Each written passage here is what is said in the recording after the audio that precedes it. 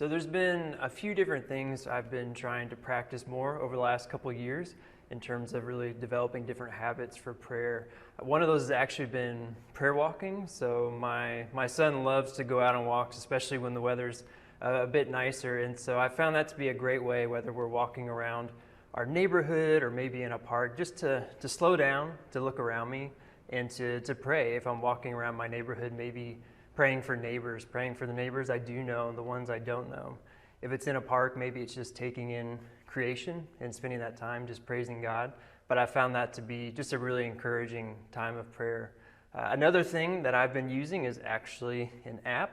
It's called the Pause app, and I put it on my phone, and each day it just sends me a reminder just to take a minute and pause, and it just leads me through a short time of prayer. And you can do it for just 1 minute, you can do it for 3, 5, even 10 minutes if you want.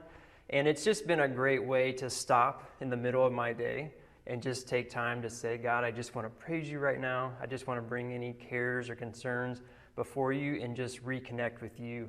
And it's been pretty revealing, actually, sometimes how often I may not even take that time to do that for just a few minutes. Like I can see how often I'm like, oh, I'm just too busy, but it's really just been a good thing to try to develop and to practice.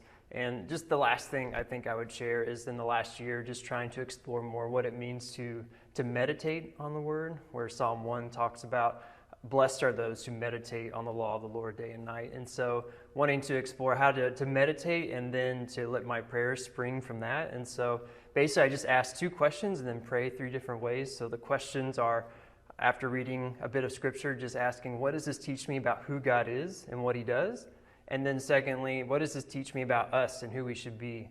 And so I just spend a few minutes thinking about those 2 questions, asking the Spirit to speak to me, and then pray in 3 different ways. One being just a time of thanksgiving and praise for God based on the scripture.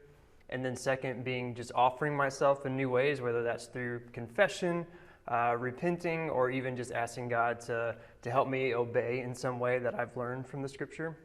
And then lastly, just time of interceding and bringing prayer requests, whether it's for me or for my family or for other people.